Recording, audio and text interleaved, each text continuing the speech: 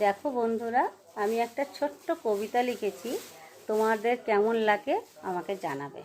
একটা ছোট্ট 5 বছরের বাচ্চার তার আর কি আবদারও বলতে পারো, বা তোমরা অভিমানও বলতে পারো। তা অভিমান করে সে বলছে বড়দেরকে, আমার নামে একটা ফোনও কেউ কিনে দেয়নি কখনো, দেবে কি গো তারও এমন পাচ্ছি না কো লক্ষণ।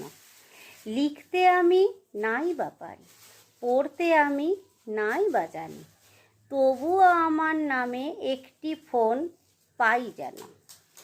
আমি যখন বড় হব এই ব্যবহার ভুলব না, আমার কেনা ফোনেতে কারোর নাম্বারই রাখব না। সেদিন যেন রাগ করে না, আমার নাম্বার চায় যারা, শোধ নেব ঠিক শোধ নেব, তবুও খুশি পায় তারা। পিয়ন যখন বলবে এসে, তোমার ফোন এই খুকু, সেদিন কত খুশি হব, সে জানে মোরকে সেইটুকু। কেমন হলো জানিও কিন্তু।